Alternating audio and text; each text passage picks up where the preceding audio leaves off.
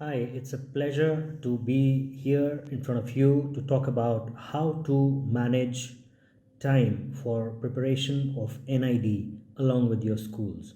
So, a lot of parents, a lot of students come to us and they find it a little difficult, along with the school, how to manage the subjects which are going on in 12th standard as well as subjects which are to be taken up for NID in terms of their preparation.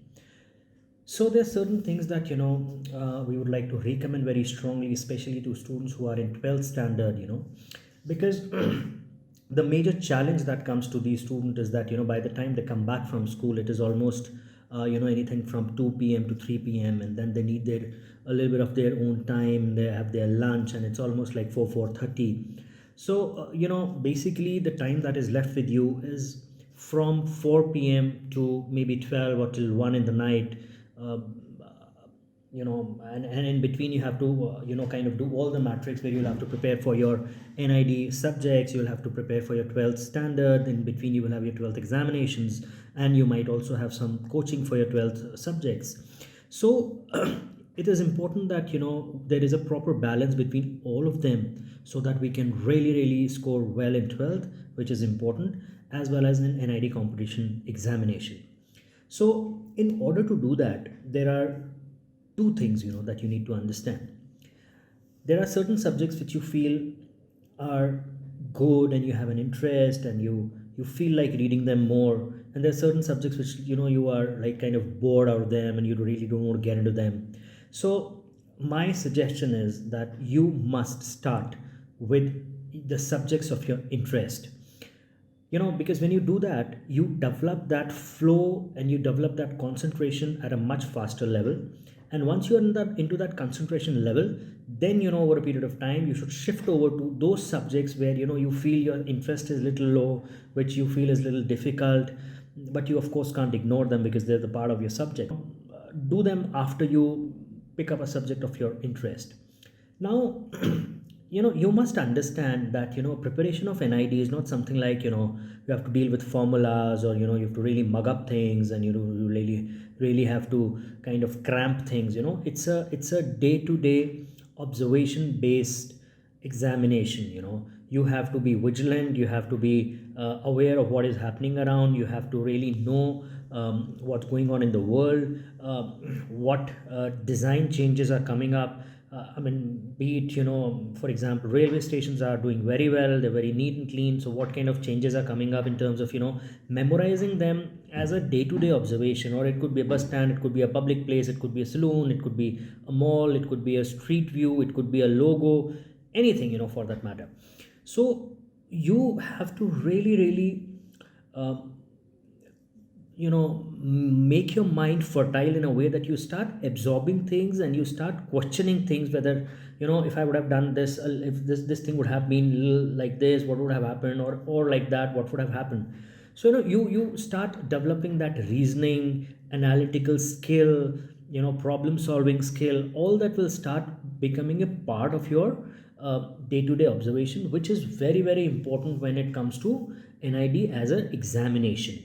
So there are two ways in which we can do a lot from an online platform. So I would categorize this into two parts. One part is that there is a learning, and the other part is you have to have a practice. So when you talk of learning, uh, learning is something where you're trying to learn something new, which is something that you don't know. So there are videos which are going to talk to you about conceptual understanding, which is learning. And once you start learning that, and once you understood rather, you should move on to another set of online videos which talk about practice videos. So here they'll try to throw a challenge to you, they will try to throw a question to you, they will make you think about it. So they're going to do a lot of things in that. So first is you go to learn, so you see learning videos. Second, you need to practice, so you see practice videos.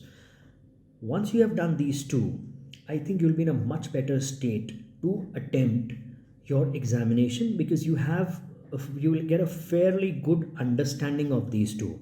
I would also like to mention that if you have certain topics which you feel are difficult, I would really like to make videos on those particular topics as to how to absorb them, how to understand them conceptually, and how to really apply them so that it can be useful in the examination. So I request you to kindly write down what all topics you are looking forward to. We would be happy to come up with a video on that. The hours that you're really putting in terms of 12th board exam preparation and your NID preparation.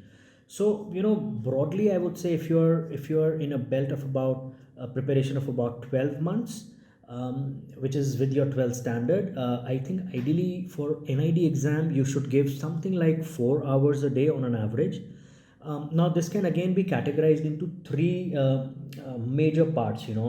One is topic which you are very comfortable with.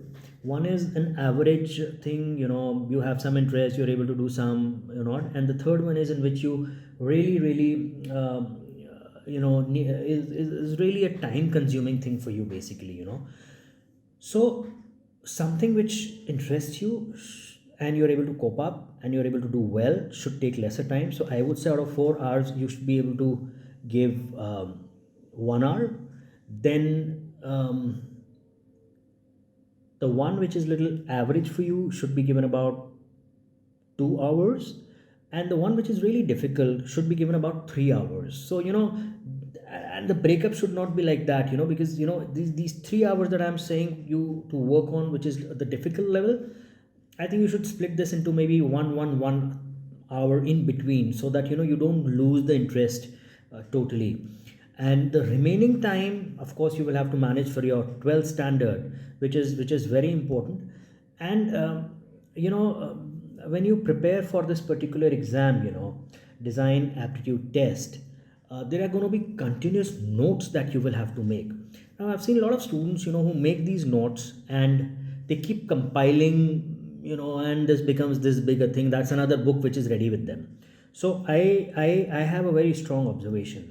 This is just an example. Like something that you study in month 1, and then you revise it in month 2, and then you revise it in month 3. So something that you've studied in month 1 is now something which you have a grip on. So from your notes, kindly discard those topics, those topics which you think are now in your group. So these notes that you're making should be a continuous process of elimination and insertion of new things. So as you keep on revising them, you will be thorough with couple of subjects, couple of topics eventually. So you must keep on discarding them, or maybe something which is a note of about 2 pages now can be just 3 lines, just for your memorization during the examination period. So you must remember that notes is a continuous process, and it is not that something that you've made on month 2 or month 3 of your preparation is going to be the same on month 11th and month 12th. No, it's not going to be like that. It has to continuously change. With that, I would definitely like to say that one major thing that really plays a very, very major role in this examination is your photography. Now, why am I saying this photography is because, when you are out of your house, when you are traveling, when you're going from one place to another place, you come across so many things which are very interesting. It could be just a lamppost, it could be a banner of a shop, it could be a logo, it could be a street bench, anything. Now, when you're being asked questions in NID, those photographs, when you scroll through and you start absorbing and extracting things out of it, you would feel that things have become very, very smooth, because then you can visualize and integrate a lot of things, bench to a tree to the footpath to the road, and connections, and height of the lamp, or the logo of a shop, or the color or texture, how they've played in terms of the fonts, in terms of the sizes, in terms of application of part A to part B to part C, or maybe a group of ABC to DEF or something like that.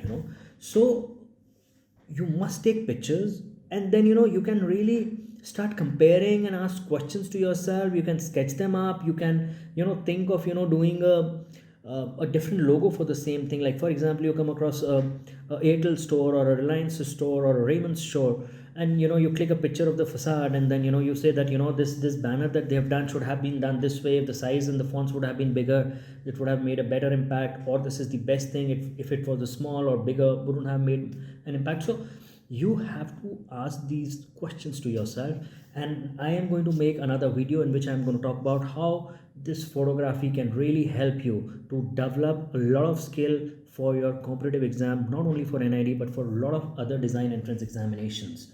So I request you to kindly subscribe and keep writing to us what kind of video you're looking forward to, what kind of challenges you are facing in your preparation. We would be happy to reply back to you through the videos. Thank you so much.